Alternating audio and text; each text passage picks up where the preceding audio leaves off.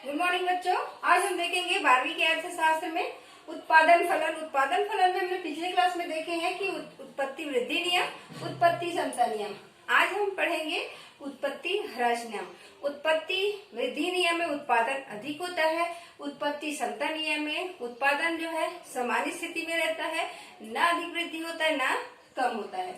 और उत्पत्ति ह्रास नियम, उत्पादन जो है जितना भी हम सामान लगा रहे थे उसकी तुलना में उत्पादन जो है कम होते रहता है। तो आज देखेंगे उत्पत्ति वृद्धि उत्पत्ति ह्रास नियम लागू होने के कारण क्या क्या है। पहला दिया है एक या एक से अधिक साधनों का स्थिर होना। इसमें उत्पादन कम होने का कारण ये होता है कि हम कुछ परिवर्तनशील साधनों को ही बढ़ाते हैं, बाकी स्थिर जो साधन है वही का वही रहता है। तो कुछ ही साधन को बढ़ाने के कारण ही इसमें जो है उत्पादन कम होने लगता है। दूसरा दिया है उत्पादन के साधनों का सीमितता, सीमित मात्रा में होना। उत्पादन के जो साधन होते हैं वो सीमित मात्रा में होते हैं, इसीलिए जो है उत्पादन कम होते रहता है। मात्रा सीमित होने से वो उत्पादन जो है हम बढ़ा नहीं सकते, वो कम होने लगता है क्योंकि कुछ ही परिवर्तनशील साधनों को ही बढ़ा रहे हैं, बाकी को हम नहीं बढ़ा रहे हैं। तीसरा दिया है साधनों का स्थानापन्न न होना। किसी भी वस्तु को हम उत्पादन करते हैं तो उसका स्थानापन्न वस्तु होता है, स्थानापन्न वस्तु ना होने के कारण जो उत्पादन जो है कम होते दिखता है। अब चौथा दिया है साधनों की अविभाज्यता। हम साधनों का विभाजन नहीं कर सकते। कुछ साधन ऐसे होते हैं जिसका विभाजन नहीं किया जा सकता, वो स्थिर के स्थिर रहते हैं। कुछ ही हम साधनों को बढ़ा सकते हैं। तो इसके कारण हम उसमें देखेंगे कि शुरू में हमें लगेगा उत्पादन हो रहा है, परंतु अगर हम संपूर्ण स्थिति को जानकारी रखें तो हमको पता चलता है कि उत्पादन जो है जिस अनुपात में बढ़ना चाहिए उस अनुपात में नहीं हो रहा है। तो उत्पादन की दर जो है, वृद्धि दर जो है कम होती नजर आती है। पांचवा देखेंगे प्रकृति की प्रधानता। इसमें प्रकृति की प्रधानता होती है। प्रकृति को देखते हुए हम ऐसा करते हैं कि जब उत्पादन कर रहे हैं, अगर प्राकृतिक प्रकोप आ गया, बाढ़ आ गया, आंधी आया, तूफान या भूखलन हुआ, तो इस स्थिति में हमारे जो उत्पादन की जितने भी हम संभावनाएं करते हैं उस स्थिति में वो कम होने लगती है, क्योंकि उस स्थिति में हमारे जो सामाजिक वातावरण है वो बिगड़ जाता है। क्योंकि उस समय जो मानव के कार्य करने की क्षमता है या जितने मजदूर हमको चाहिए उतना नहीं मिल पाता, बहुत सारी स्थिति ऐसी आ जाती है। तो ये प्रकृति के कारण भी उत्पादन जो है ह्रास नियम में लागू होता है। अगर हम छठवां देखते हैं उत्पादन की अमितव्ययिताएं, मतलब इसमें बहुत अधिक खर्चा होता है। जितना हम, क्योंकि हम कुछ ही साधनों को बढ़ा रहे हैं, बाकी साधन को नहीं बढ़ा रहे हैं, तो उसमें खर्चा अधिक आ जाता है। क्योंकि हम जितना हम अगर एक परिवर्तनशील साधन को बढ़ा रहे हैं, पहले तो उतना ही में काम चलता था, परंतु कुछ को बढ़ा रहे हैं तो उसमें खर्चा अधिक आता है, क्योंकि बाकी जो साधन है वो स्थिर है, हम उसमें बढ़ोतरी नहीं कर रहे तो उत्पादन में फिर कमी आ रहा है। तो इस स्थिति में ये बहुत अधिक खर्चीला होता है। अब देखते हैं उत्पत्ति ह्रास नियम का क्षेत्र। ये उत्पत्ति ह्रास नियम कौन कौन से क्षेत्र में लागू होता है। पहले देखेंगे कृषि व्यवसाय में।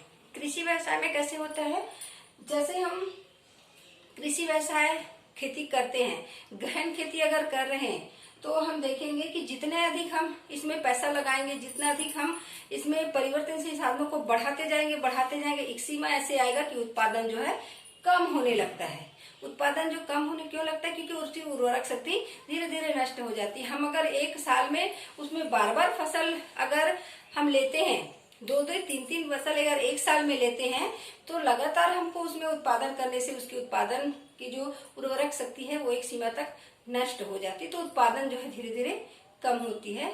जिस अनुपात में पहले उत्पादन हुआ है उस अनुपात में धीरे धीरे कम होने लगती है। तो कृषि के क्षेत्र में यह लागू होता है। दूसरा दिया है निर्माणी उद्योग में।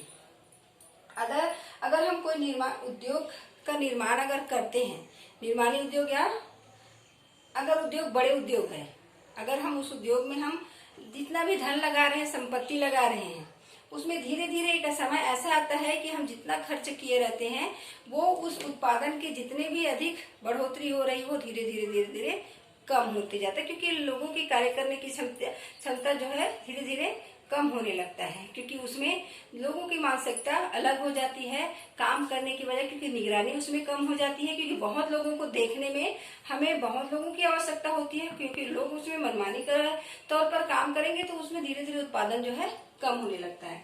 तीसरा दिया है खनिज उद्योग में। खनिज उद्योग में क्या है, खनन का कार्य होता है। कोई भी खदान में अगर हम खुदाई करना चालू करते हैं तो शुरू का एरिया जो है हमको कम मशीन लगेगा, कम मजदूर लगेगा, तो हमको उसमें प्रॉफिट ज्यादा होगा। अब धीरे धीरे खदान जो है गहरा होते जाएगा और अधिक सुरंग बनेगा, तो उसमें क्या है, रिस्क ज्यादा रहता है और उसमें मशीन को भी नीचे ले जाना पड़ता है, मजदूरों को भी ज्यादा ले जाना पड़ता है, ज्यादा दूरी तय करना पड़ता है और संख्या ज्यादा होने से उत्पादन जितना हम खर्च करते हैं उसके अनुपात में हमको उत्पादन जो है कम दिखने लगता है। तो ये होता है उत्पत्ति ह्रास नियम, क्योंकि जितने गहराई में जाएंगे उतने मजदूर ज्यादा लगेंगे और उतने मशीन भी लगता है। अब देखेंगे लकड़ी काटने के उद्योग में। लकड़ी काटने के उद्योग में क्यों लगता है, जब हम पास की जगह में देखेंगे, लकड़ी जगह जंगल में जाते हैं तो वहां पर रोड के पास होता है और पास की जगह की लकड़ी अगर काटते हैं तो काटने में, मजदूरों को ले जाने में और उसको ढोने में, अगर सड़क की अच्छी व्यवस्था है तो सड़क में लाने में और उसको शहर तक लाने में हमको कम पैसा लगेगा और उसमें लगता है कि हमारी उत्पादन कार्य जो है अच्छे से हो रहा है, मुनाफा अच्छे से हो रहा है। अब धीरे धीरे हम जैसे जैसे जंगल की गहराई में जाते जाएंगे, दूर जाते जाएंगे, तो हमको क्या है, सड़क दूर लगेगा और उसके लिए हमको ज्यादा मजदूरों की आवश्यकता पड़ेगी और मजदूरों के साथ साथ हमें मशीनों की भी ज्यादा जरूरत पड़ेगी। तो उसमें क्या है, सड़क तक लाने में हमको समय अधिक लगेगा, परेशानी अधिक होगी, तो इससे उसके अपेक्षा हमको इसमें उत्पादन जो वृद्धि हो रहा है वो कम होती नजर आती है।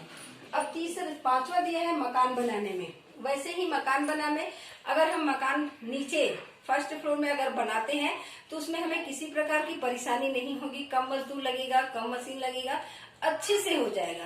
अगर जैसे जैसे मंजिल को बढ़ाते जाएंगे, ऊपर जाते जाएंगे, हमको मजदूर ज्यादा लगेंगे और मशीनों का प्रयोग होते लगेगा, क्योंकि ऊपर चढ़ने के लिए मजदूर ज्यादा लगेंगे, क्योंकि सामानों को भी ऊपर पहुंचाना है, मजदूरों को भी ऊपर चढ़ना है। तो इसके कारण उसमें खर्चा अधिक होता है और हमको पैसा भी अधिक लगता है। तो धीरे धीरे उसमें खर्चा बढ़ते जाता है, प्रॉफिट हमको कम दिखता है। तो इसमें जो है मकान बनाने में। छठवां दिया है मछली पकड़ने के व्यवसाय में भी यह नियम लागू होता है, क्योंकि मछली अगर पकड़ने जाए कोई मछुआरा, तो अगर पास के, जैसे समुद्र में मछली पकड़ने गया है, नदी में मछली पकड़ने गया है, तो उनका व्यवसाय रहता है, अगर पास में उसको मछली अच्छे से मिल गया तो उसको ज्यादा मेहनत करने की आवश्यकता नहीं होगी और पास में अधिक मछली रहता है तो उसको अधिक मात्रा में मछली मिलता है। और धीरे धीरे अगर वो समुद्र के दूर जाता जाएगा या नदी के बहुत दूर जाता जाएगा तो उसको दूरी का भी अंदेशा रहेगा, खतरा का भी रहेगा, कभी भी कहीं भी अगर तूफान आ जाए तो उसमें फंसने की भी संभावना है। और जितने दूर जाते जाएंगे मछली हमको कम दिखाई देगा, कम ही रहता है, क्योंकि वहां पर लहर और गहराई अधिक होने से मछली हमको कम मिलता है। तो धीरे धीरे हम दूर जाते जाएंगे और अधिक परिश्रम करेंगे, अधिक मेहनत करेंगे, खर्च करेंगे, परंतु उसमें हमको लाभ कम मिलता है। तो ये जो नियम है उत्पत्ति ह्रास नियम का क्षेत्र जो है ये अच्छा है। इस क्षेत्रों में अगर जैसे जैसे हम उत्पादन को बढ़ाते हैं, जैसे जैसे खर्चा को बढ़ाते हैं, उस अनुपात में हमको उत्पादन नहीं मिलता, उसमें मुनाफा नहीं मिलता, कम होते रहता है। आज के लिए बस इतना ही। आगे हम देखेंगे इसका महत्व। धन्यवाद।